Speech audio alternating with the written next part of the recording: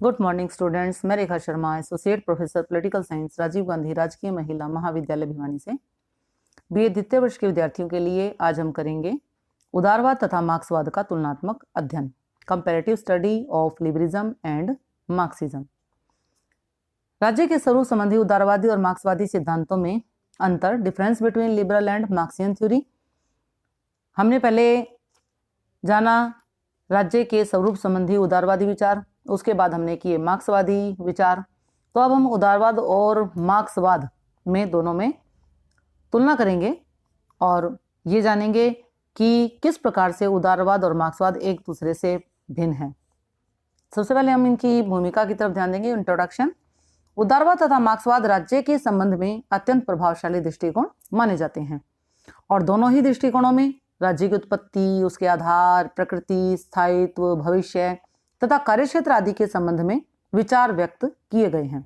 आपने देखा कि जब हमने उदारवाद किया था, उदारवाद से पहले राज्य की उत्पत्ति से संबंधित सिद्धांत किए थे, जिसमें हमने दैवीय सिद्धांत किया, ईश्वरीय सिद्धांत किया, इसके अलावा हमने शक्ति सिद्धांत किया, राज्य की उत्पत्ति से संबंधित सामाजिक समझौते का सिद्धांत किया और अंत में हमने देखा कि जो विकासवादी सिद्धांत था कि राज्य की उत्पत्ति नहीं बल्कि राज्य का विकास हुआ था।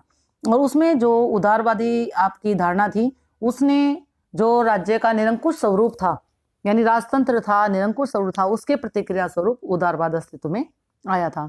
और इसमें आप देखते हो जो पूंजीवाद था, उसके प्रतिक्रिया स्वरूप मार्क्सवाद हमारे सामने आया था।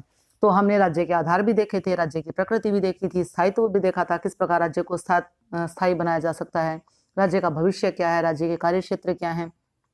तो इस प्रकार से हमने राज्य के स्वरूप संबंधी उदारवादी धारणा भी देखी थी और मार्क्सवादी धारणा भी देखी थी।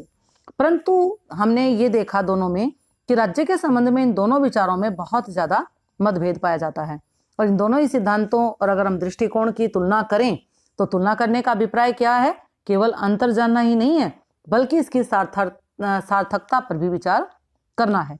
कि केवल हम ये नहीं देखेंगे कि दोनों में अंतर है, वो किसके प्रतिक्रिया स्वरूप आया, वो किसके प्रतिक्रिया स्वरूप आया, या उदारवाद क्या है कि व्यक्ति की स्वतंत्रता पर बल देता है, मार्क्सवाद क्या है जो वर्गीय संघर्ष की तरफ ध्यान देता है या एक ही वर्ग की तानाशाही स्थापित करना चाहता है। ये नहीं है, बल्कि हम ये देखेंगे कि दोनों में से सार्थक कौन से हैं, हमें इनकी सार्थकता पर भी विचार करना है। तो उदारवाद और मार्क्सवाद को प्रतिक्रियात्मक दृष्टिकोण माना जाता है। जैसे मैंने आपको बताया कि उदारवाद राजतंत्र के प्रति प्रतिक्रिया का परिणाम है, तो मार्क्सवाद पूंजीवाद के प्रति प्रतिक्रिया का परिणाम है। और वर्तमान में कोई भी राज्य ना तो पूर्णतः उदारवादी दृष्टिकोण पर आधारित है और ना ही कोई मार्क्सवादी दृष्टिकोण पर आधारित है, क्योंकि हम आज लोकतंत्र के अंदर रहने लग रहे हैं, जहां पर जो संप्रभुता की शक्ति है अंतिम रूप में जनता में विद्यमान है। और हम मार्क्सवाद को भी देख रहे हैं, साम्यवाद को भी देख रहे हैं, हमारे पास कम्युनिस्ट देश भी हैं, हमारे पास पूंजीपति देश भी हैं, हमारे पास लोकतंत्रीय देश भी हैं और हर प्रकार के देश आज विश्व के अंदर मौजूद हैं। विकसित भी हैं, विकासशील भी हैं, अविकसित भी हैं, तो छोटे भी हैं, बड़े भी हैं, बड़े बड़े राष्ट्रीय राज्य भी हैं। तो वर्तमान में हम कहेंगे कि कोई भी राज्य ना तो पूर्णतः उदारवादी दृष्टिकोण पर आधारित है और ना ही कोई मार्क्सवादी दृष्टिकोण पर आधारित है, परंतु ऐसे राज्य विश्व में कम ही होंगे और शायद कोई भी ना हो कि जिसमें उदारवाद और मार्क्सवाद के कुछ न कुछ सिद्धांतों को अपने यहाँ पर संवैधानिक व्यवस्था में स्थान ना दिया हो।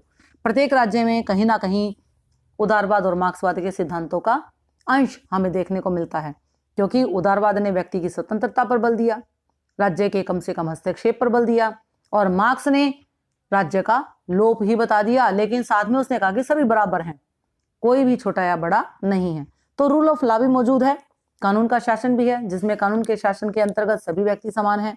तो इस प्रकार से हम ये देखते हैं कि कहीं ना कहीं देशों में जो मार्क्सवाद है, उदारवाद है, उसके कुछ सिद्धांत अवश्य ही मौजूद होते हैं। तो राज्य के संबंध में उदारवादी सिद्धांत मुख्य रूप से एडम स्मिथ के द्वारा आर्थिक क्षेत्र में स्थापित किया गया। एडम स्मिथ ने राज्य की हस्तक्षेप की नीति का समर्थन किया था। मैंने आपको हस्तक्षेप की नीति के बारे में पहले ही बता दिया था जब हम उदारवादी सिद्धांत कर रहे थे। इस सिद्धांत में एडम स्मिथ ने स्थापित किया था कि राज्य को व्यक्ति के आर्थिक मामलों में कम से कम हस्तक्षेप करना चाहिए और इसी आधार पर राज्य का उदारवादी सिद्धांत व्यक्तियों के प्रत्येक प्रकार के मामलों में राज्य में कम से कम हस्तक्षेप की बात करता है और अधिक से अधिक स्वतंत्रता की मांग करता है। राज्य के संबंध में जो मार्क्सवादी सिद्धांत है वो राज्य रूपी संस्था का ही विरोध करता है तथा उसे प्रभावशाली वर्ग के हाथों में सर्वहारा वर्ग के शोषण का एक यंत्र मानता है। मार्क्सवादी सिद्धांत पूंजीवाद का विरोध करता है और इसे समाप्त करने के पक्ष में है। जैसे कि मैंने आपको बताया था कि मार्क्स कहता था कि सारे विश्व के मजदूरों एकत्रित हो जाओ, आप अपनी आजादी के अतिरिक्त कुछ भी नहीं खोगे, आप पूंजीपतियों को समूल जड़ से नष्ट कर दो। मार्क्सवादी सिद्धांत का मानना है कि एक दिन सर्वहारा वर्ग संगठित होकर राज्य पर अधिकार कर लेगा और जैसे ही वर्ग विहीन समाज की स्थापना हो जाएगी तो राज्य की भी कोई आवश्यकता नहीं रहेगी। वर्ग विहीन समाज में व्यक्तिगत संपत्ति के अधिकार को समाप्त करके सामूहिक स्वामित्व के सिद्धांत को स्थापित कर दिया जाएगा और इस आस्था में पूंजी का सामूहिक प्रयोग किया जाएगा, यानी जो पूंजीपतियों की पूंजी है वो सबको बराबर बराबर बांट दी जाएगी। तो वर्ग विहीन अर्थात कोई भी वर्ग नहीं होगा, इस प्रकार का समाज होगा और व्यक्तिगत संपत्ति के अधिकार को समाप्त कर दिया जाएगा और इसके स्थान पर जो सामूहिक स्वामित्व है उसके सिद्धांत को स्थापित कर दिया जाएगा। तो राज्य की उत्पत्ति, प्रकृति, कार्यक्षेत्र आदि को लेकर उदारवाद तथा मार्क्सवाद में निम्न प्रकार से तुलना हम कर सकते हैं।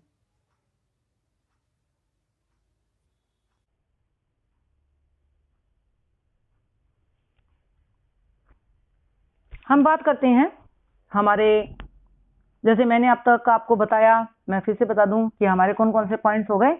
हमारे पॉइंट्स हो गए हैं राज्य की उत्पत्ति संबंधी, नंबर 1, नंबर 2 राज्य के उद्देश्य, नंबर 3 राज्य की प्रकृति और चौथे नंबर पर है राज्य का कार्य क्षेत्र। अब हम बात करते हैं राज्य का भविष्य।